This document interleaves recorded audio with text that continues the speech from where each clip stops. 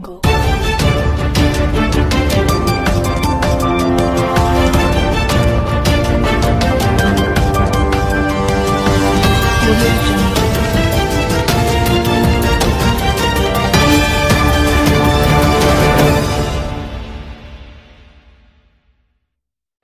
Pada Bang Hotman, saya minta tolong sebesar-besarnya. Tolong bapak saya yang telah difitnah, Bang Hotman. Bapak saya tidak pernah melakukan tindakan sekotor itu, Bang Hotman. Tapi bapak saya harus kena hukuman 8 tahun penjara atas perbuatan yang sama sekali tidak pernah dia lakukan.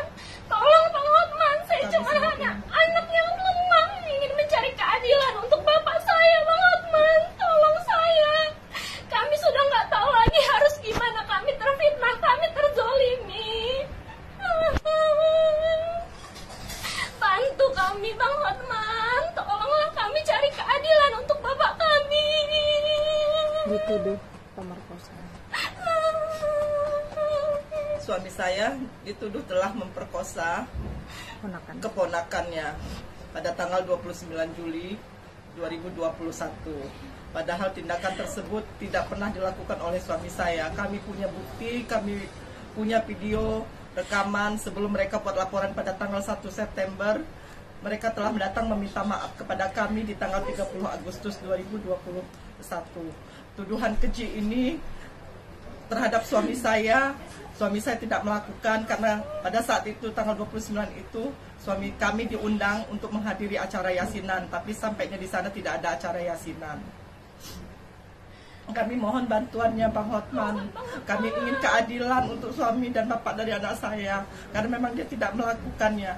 Saat ini Pengadilan Negeri Menggala telah memutuskan hukuman 8 tahun 6 bulan dengan denda 100 juta yang bukan atas perbuatannya. Inilah kami yang merasa terjolimi, merasa kami tidak adil karena suami saya tidak melakukan perbuatan tersebut. Kesedihan kami adalah ketika orang yang selama ini yang kami tahu sikap tingkah laku yang selalu menjaga tatanan norma baik dalam berkeluarga, bertetangga, berteman, tertuduh harus mendapatkan hukuman selama 8 tahun 6 bulan. Bantu kami inginkan keadilan sesuai dengan semua bukti yang kami ada. Bukti dari kami satu pun tidak ada yang bisa diterima. Bantu kami. Salam Kopi Joni, pagi ini ada keluarga dari tervonis di Pengadilan Negeri Benggala, Tulang Bawang. Suaminya divonis oleh hakim, dituduh memperkosa dan divonis berapa tahun, Bu? 8 tahun 6 bulan. 8 tahun 6 bulan di kota apa? Tulang Bawang. Oh, Tulang Bawang. Oke. Jadi ibu ini datang ke Kopi Joni ya untuk sekaligus membawa putusan Pengadilan Negeri Benggala, Tulang Bawang. Pertama yang saya minta kepada keluarga dari tervonis ini adalah harus dibaca dulu putusan ini, putusan Pengadilan Negeri Benggala, apa yang menjadi bukti sehingga oleh majelis hakim disebutkan terbukti memperkosa. Itu yang harus kita patahkan kalau mau upaya hukum banding. Itu yang harus. Tidak boleh katanya kata sini, fokus kepada sini. Ya. Jadi saya sambil menikmati Kopi Joni dulu, saya akan minta kepada keluarga dan pengacara yang cantik ini dari Lampung, Putri, untuk membaca ulang dulu putusan. Jadi kalau menangani perkara fokus kepada alat bukti yang dibuat, yang disebutkan oleh hakim sebagai dasar untuk mempidana. Itu yang harus kita patahkan. Oke, jadi setengah jam kesempatan saya tunggu. Kalian kopi lagi di sana, oke? Sampai aku terima. Bentar lagi banyak yang cantik datang. Bentar lagi, Bu, benar. Ya harus begitu, Bu. Yang tidak bersalah, tidak melakukan perbuatan ini melakukan hubungan badan dengan pacarnya. Bapak Ketua Pengadilan Tinggi Lampung. Bapak Ketua Pengadilan Tinggi Lampung. Saya Hotman Paris didatangi oleh 2 wargamu, ibu dan anak. Suaminya dituduh vonis memerkosa ponakannya, tapi saya sudah baca putusan, tidak ada 2 alat bukti. hanya ada pengakuan dari si korban. Dan itu pun si korban baru mengaku itu sebulan kemudian, bukan pada saat kejadian. Ya. Dan jadi itu tolong Bapak Ketua Pengadilan Tinggi benar-benar memperhatikan kasus ini. Ini pengacaranya Pak siapa, Pak? Muhammad Ali. Pakai Muhammad Ali. Ini putusan Pengadilan Negeri Tulang Bawang Menggala dengan terdakwa Paidi bin Abdul Roni. Putusan nomor 40 Pitsus 2022 PN Menggala, ya. Jadi Bapak Ketua Pengadilan Tinggi, saya sebagai pengacara juga, saya bukan kuasa hukum resmi, murni dari Kopi Joni, tapi melihat. Salam sahabat Nusantara. Topik sekarang kita coba membahas perihal kasus yang dibahas oleh Bang Hotman Paris Hutapea di Kopi Joni terkait perkara di Tulang Bawang Lampung, yang mana seorang anak datang ke Kopi Joni, seorang anak dan seorang istri datang ke Kopi Joni, ketemu dengan Hotman Paris, ingin meminta bantuan, mencari keadilan untuk orang tuanya, untuk bapaknya yang dituduh melakukan perbuatan pemerkosaan, dan perkara tersebut sudah diputuskan oleh majelis hakim. Nah, si terdakwa ini sudah jadi terpidana mungkin sekarang, ya, karena sudah ada putusan majelis hakim, walaupun mungkin ada upaya hukum lain yang akan dilakukan oleh terpidana dan keluarganya. Tapi ada hal yang miris, saya coba bahas pada hari ini. Pertama, keluarga ini mengatakan bahwa si anak ini mengatakan bahwa dengan keyakinan dia bahwa orang tuanya tidak pernah melakukan perbuatan tersebut. Bapaknya tidak pernah melakukan perbuatannya, apa yang dituduhkan, disangkakan oleh jaksa dan kemudian diputus vonis oleh hakim, itu orang tuanya tidak pernah melakukan hal tersebut.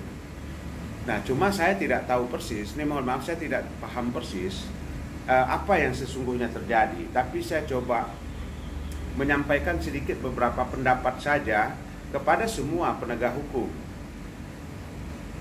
Kita para penegak hukum, kalau memang kita mencintai negara republik ini, seperti dulu saya pernah mengatakan bahwa penjara ini jangan dijadikan alat untuk memasukkan orang, menahan orang, rakyat Indonesia, ya, untuk menakut-nakuti rakyat Indonesia. Penjara ini jangan dijadikan alat untuk menakut-nakuti rakyat Indonesia. Kalau seandainya kamu, hei rakyat kamu tidak nurut, kamu akan saya penjara. Ya, jadi penjara ini hanya sebagai sarana untuk mendidik rakyat Indonesia yang memang melakukan perbuatan-perbuatan dilarang oleh hukum. Itu. Nah, kemudian saya hanya menyampaikan para sahabat-sahabat, para penegak hukum lainnya, hayo mari kita meninggalkan pola-pola cara lama dalam menangani sebuah perkara. Ya, kita mulai babak baru, era digital. Kita lupakan, kita jangan kita terapkan, jangan kita pakaikan pola-pola lama. Rakyat Indonesia ini sudah cerdas. Mereka ini sudah pinter. Mereka ini sudah melek hukum. Jadi gunakanlah cara-cara yang diatur oleh hukum. Bagaimana cara melakukan penyidikan, bagaimana cara membuktikan. Jangan sampai masyarakat Indonesia berpikir bahwa aparat penegak hukum menggunakan hukum untuk mengkriminalisasi mereka, untuk menjerat mereka siapa saja yang penegak hukum tidak suka. Jangan sampai terjadi seperti itu. Nah, kalau sudah terjadi seperti itu, ini maaf nih, mohon maaf kepada institusi penegak hukum lainnya. Kalau sudah masyarakat berpikir begitu, akibat ulah segelintir penegak hukum, ini kacau negara ini. Nanti masyarakat akan berpikir institusinya, padahal institusi itu baik. tapi yang menjalankan institusi itu yang tidak baik. Nah, coba kita menggunakan cara-cara yang baik, yang elegan. Kita lupakanlah, jangan kita gunakan lagi cara-cara pola lama itu. Ya, mungkin teman-teman, rekan-rekan, sahabat penegak hukum lainnya paham lah ya yang saya maksud dengan cara-cara lama itu. Ya, tersangka itu seandainya ada tersangka, dia ngakui ataupun tidak, nggak ada masalah. Kan undang-undang juga mengatakan demikian, tidak ada masalah. Karena tidak butuh pengakuan daripada si tersangka. Nah, disinilah dituntut profesionalitas kita sebagai penegak hukum, harus mampu membuktikan apa yang kita tuduh, apa yang kita sangkakan terhadap si tersangka tersebut. Saya jadi ingat, saya pernah menangani sebuah kasus di Aceh. Ya, bagaimana diramu kasus tersebut sehingga seseorang ini bisa jadi tersangka, sementara jaksa tidak mampu membuktikan tuduhannya. Tidak mampu, saya katakan tidak mampu. Tapi tetap diputus berdasarkan hati nurani hakim. Ini kacau sudah. Pidana itu jangan bicara hati nurani, bos. Ada hati nurani. Maksud saya putuslah sesuai dengan fakta hukum, fakta persidangan. Jadi kalau yang menuduh dia, yang menuntut dia tidak mampu dibuktikan, jangan pula hakim memutuskan berdasarkan hati nurani. Ya, putuskan tidak bersalah karena tidak mampu dia buktikan. Kok malah hakim memutuskan orang bersalah berdasarkan hati nurani? Jelek banget hati nuraninya. Ya, seharusnya bebaskan kalau tidak mampu dibuktikan. Itu baru gunakan hati nurani namanya. Baru hati nurani yang positif, yang baik.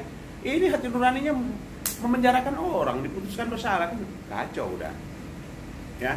Jadi jangan sampai masyarakat ini, maaf tanda petik ya, tanda petik, melihat para penegak hukum ini menjadi begal hukum. Ini kacau. Ya, jadi saran saya, ayolah sama-sama kita mendidik rakyat ini, sama-sama kita mencoba memberikan hal-hal yang positif terkait hukum kepada masyarakat, agar masyarakat kita ini tertib, agar masyarakat kita ini hidup tentram, damai, tanpa ada yang dia takuti.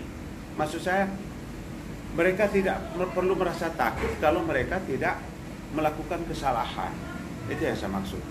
Ya, jadi sekali lagi mohon maaf kepada teman-teman ataupun institusi penegak hukum lainnya. Saya tidak bermaksud apa-apa, hanya mencoba untuk ayolah sama-sama kita menegakkan hukum di atas rule-nya, relnya, agar masyarakat kita hidup tentram, damai sesama masyarakat di luar sana.